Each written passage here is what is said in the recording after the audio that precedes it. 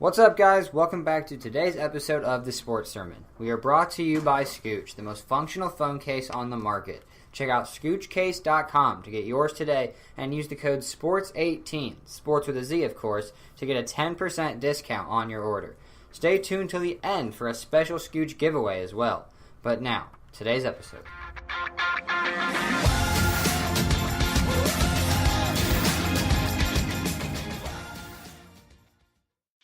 So we are here today to talk about the second best team in Los Angeles, the Los Angeles Clippers. I am a Laker fan. I had to put that out there right away. So the second best team in LA made a lot of moves recently, and we're going to get into them. But before we talk about them, let's make sure you guys know where to find the show. You can find it at YouTube, SoundCloud, Spotify, and iTunes. You can follow me, Jason Gandhi, on Twitter at jgandhi2425. You can follow Dan Majors, who's here with us today, at dmajors44.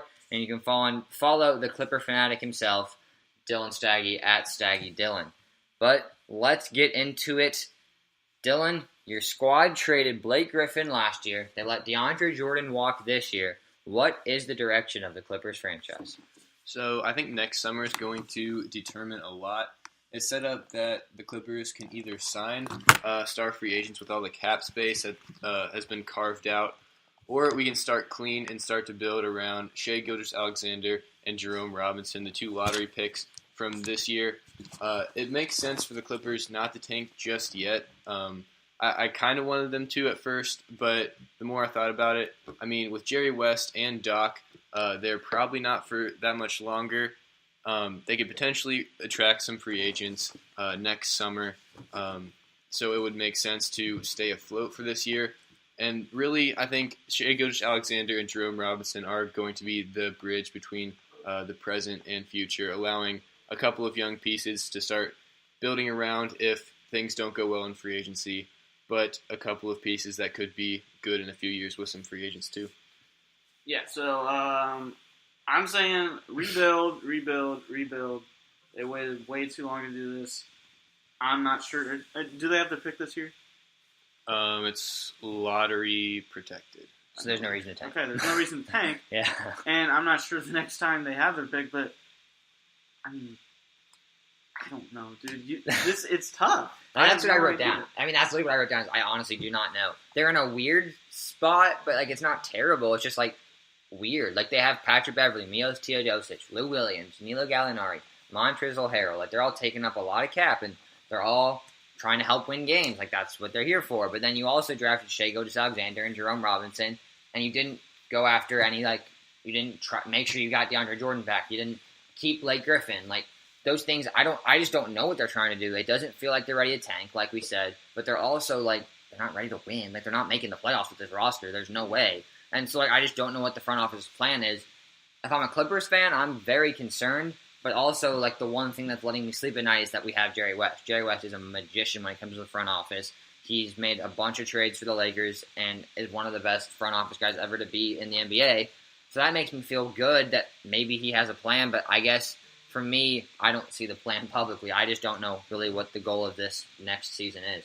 Yeah, I mean, this season's definitely going to be weird. That's why I say next summer determines a lot because, I mean, there's a lot of free agents out there. The Clippers have a lot of money to potentially try to attract guys with Jerry West. Like you mentioned, a great front office guy. He helped recruit KD to the Warriors a few years ago. So. Got Kobe to the Lakers. He made that trade also. Okay, but first of all, why would a superstar want to come to the That was my Clippers? question. The Lakers have cap space, too. Second of all, if they came, that would not make them compete for anything. I mean, they probably could compete for a playoff One that makes sense is Kevin Durant. There you go. There's your squad. Yeah, go but Kawhi too. He's not going to the Clippers if the Lakers are going there. There's definitely reports that say either way. I'm not saying I know either way, but there is reports that saying he doesn't want to play aside LeBron James and would prefer the Clippers. That's not right. That's called the summer of the NBA. That's called it's August 10th, and you need to make news because nothing's happening. No, that happened in July. I'm just saying there's no way he's going to say, I'm coming to LA, but I don't want to play against LeBron. Let me just go be the second team in LA where, no one talks about me. He wants to be in the headlines. That's why he wanted to get out of San Antonio. I think the Clippers, they got to somehow trade up in the draft and find a superstar to build around. And just get rid of these vets. Like, all these vets are going to, like, help you. Like, it's just weird. You need to rebuild. It's just, like, average. Like, it's just, like, a bad to average team. Yeah. Like, you're not bad enough to tank, but you're not good enough to win. So you're just kind of like, but you're not, like, average either. Like, you're not, like, a 9 seed. You're, like, yeah. It's just, like, a weird spot. Yeah, I mean, this year's definitely going to be weird, and all the dominoes are going to fall next summer. So but what if they don't? That's the question. Well, they have to. I mean, almost all of the roster is going to be gone, just based on who's going to be lost in free agency. And I mean, you can figure things out then. You'll still have Danilo, Avery Bradley, Lou Williams, Montrezl Harrell. I mean, those are the guys I just mentioned that are still going to be there. Not like you're going to have cap space, yes, but like you still have a 31. Like, what if no one comes and you just sign a bunch of like 1-year deals like the Lakers did 2 years ago? They got Brook Lopez and KCP. Then you're doing average again. Like, that's my question. Like, well, then I think it's time to rebuild if that doesn't happen. But you can't. You have Danilo Gallinari, you have Lou Williams, you have Avery Bradley. Like, those guys are going to help you win games. You're not going to tank with Lou Williams. Like, he's not going to let you. The Lakers tried, and he won us so many games in the fourth quarter while we were trying to tank. You can always trade him, too. You're not trading everyone that's good, though. Like, you're not going to like do that. Like, it's just not realistic. Like, it sounds great. Like, if it's just 2K, yeah, let me trade all my good players, get all the young guys, and just tank. But, like, that's not realistic. You're not going to be able to get rid of Danilo Gallinari, Avery Bradley, Lou Williams, not sign anybody in free agency. Avery Bradley's only partly guaranteed, so it's basically a team option. It's like $1.5 million out of his $12.5, so he's not even guaranteed to stay at all next year. But okay, then it's Danilo and Lewin. That's 2/5 of your starting lineup. That can help you win. I mean, Danilo Gallinari and Lou Williams are not going to win you very many basketball games by themselves. You have to sign people in free agency. Like, you have $50 million in cap space. You're going to sign people. There's no way the Clippers are going to sign like JaVale McGee to like a max contract to fill up cap space. Like, they're going to get players to help them win. I mean, no, they don't have to. They could do a thing like the Hawks with Melo. They take on his contract next year in exchange for draft. You'll have 7 players. You have 7 players. You have to sign people. They would sign minimum contracts. You're telling me they're going to sign 5 people to minimum contracts and then just waste the rest of the cap? No. They do a thing like Melo and take on the cap. That's what teams with extra cap space do. They also have more than 2 young players. Like, they also have Trae Young. They just got 3 first-rounders. You don't have your pick if you lose. Yes, they do. Do you think the Clippers are going to make the playoffs? No. You said it was lottery. Yes, so if the Clippers are not in the playoffs, they will have their pick. So they should tank. Why are they not tanking then? No, it's the other way around. I thought you said it was the other way around. You said it's lottery protected. Yes, that means they don't get their pick unless it's outside the lottery. No, that's not what I said at all. So then, hell yeah, tank! Throw everything away. Why do you have to wait till next year? Wait, what? Wait, then hold on. Why would you wait till next year? What's the point of waiting till next year? Tank because now. You can sign free agents. Okay, that doesn't change. Hold on. They have their pick this year. If you're in the top 14, they have their pick. Yes. Tank. Do not win a game. What is going on Throw away right your now? Why are we just... Yeah, I think Dan and I are both under the impression they didn't... Like, I thought you meant, like, their pick was gone unless it's outside the lottery, then they get it. That's a weird... Whatever, cool. So, then why would you not tank? Like, you're still going to be able to sign free agents. You're still going to have money. No one's going to want to come anymore because you win 30 games instead of 10. I mean, I wouldn't want to join a 10-win team. I wouldn't want to join a 30-win team. When you could go to LA, you can go to a good team in LA with LeBron James. You could go to a bunch of other teams that have cap space. Like, every team has cap space. No one's knocking down the doors to go to the Clippers. I mean, that's why you have Jerry West and Doc Rivers there to attract free agents. Those two are not getting the job done. Let's not be crazy here. No one's going, oh, Jerry West and Doc Rivers are talking to me? My team sucks, but good thing I have a good front office. I'm coming. The only thing that helps you in free agency is LA. Yes, that's what you should be arguing, is that you have the city of Los Angeles. Not Jerry West. He's not going to sign you a free agent. Like, you have to have more than that. Kevin Durant came because of Steph Curry, Klay Thompson, Draymond Green, Steve Kerr, and Jerry West. Yeah. The Clippers have Jerry West.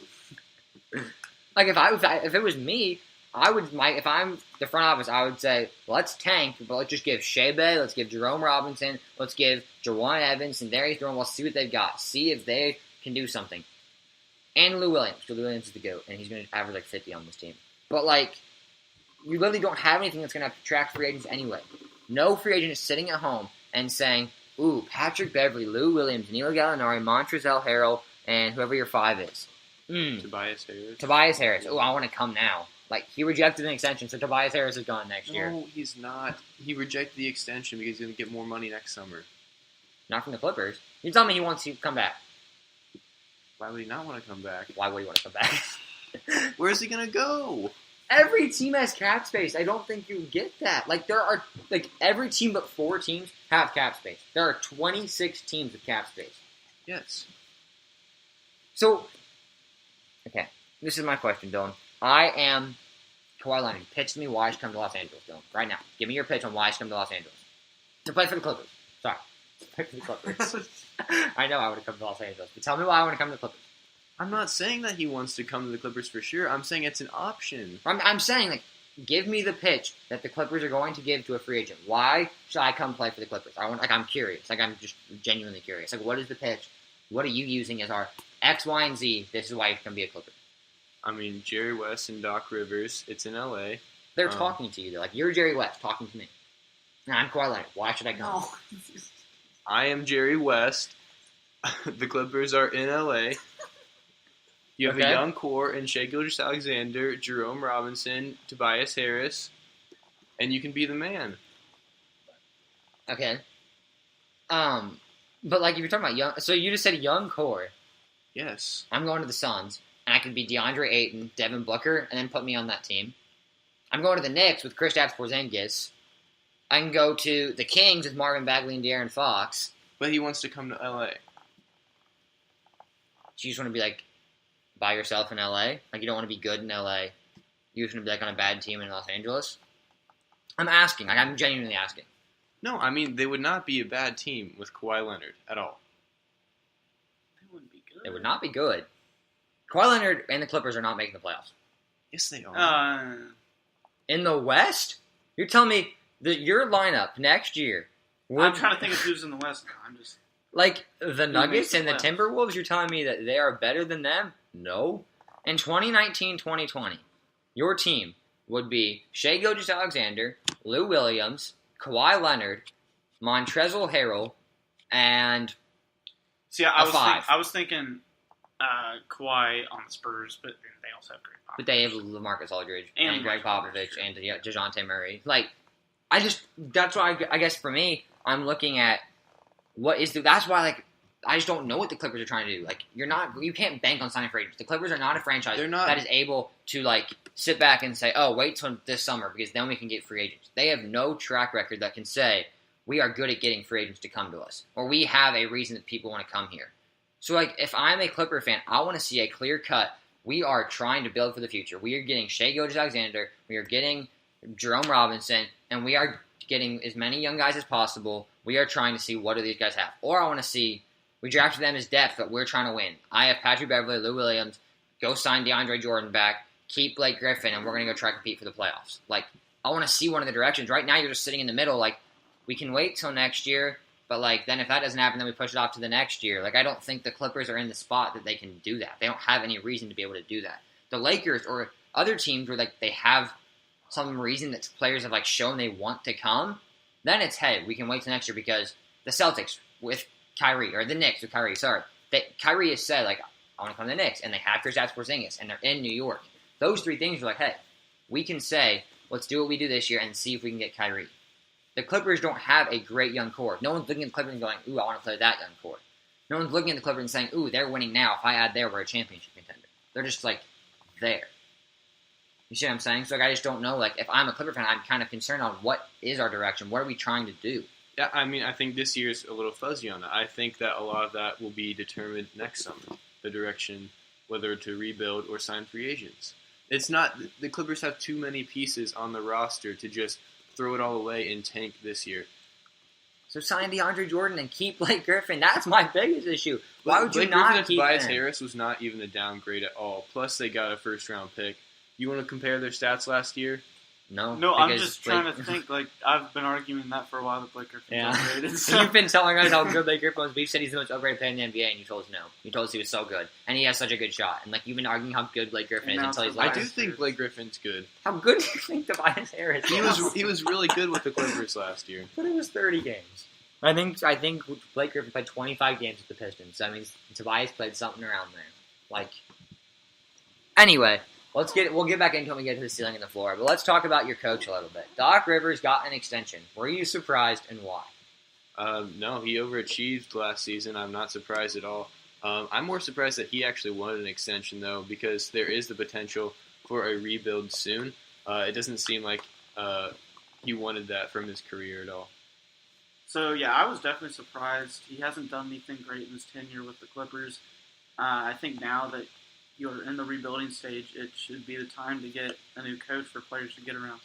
So I was also surprised, but the reason I was surprised is because I felt like, at least maybe I just heard what Dylan was telling me or whatever, but like I was under the impression that he was on the hot seat all year long and he was going to get fired. And he was going to get fired. And I thought we got a really good season. I swear we got an alert that said like they're going to part ways, and then they didn't. But like then you look at this year, I mean, he definitely coached the hell out of his team. You look at the team they had no business sniffing the playoffs, but Doc got them close. He's one of the best coaches in the league, but I guess I was just surprised because like it seemed as if the clock was ticking. He was going to be gone eventually. And then it was just like random, we're giving him an extension. Like, you just took him out of the front office. Now, like, there was talk that you're going to fire him. Like, it's just, like, weird. Like, I guess for me, like, the whole last year and a half for the Clippers has just been, like, the way they've done things have just been, like, confusing to me. Like, why trade Blake Griffin when you did? Why do this when you did? Like, it's just, like, weird timing of things. I don't know. I guess that is why I was surprised, but I don't think it's a bad decision. I like Doc Rivers. He coached the heck out of these guys this past year. I think we all can agree on that. I mean, this team was horrible, and he got them close to the playoffs. Didn't they finish as the 10 seed? Yeah, it was 42-40, something like that. And there's no reason they should have done that. So, yeah. Let's go into what is your ceiling and floor for the Clippers, and what are your expectations for them this year?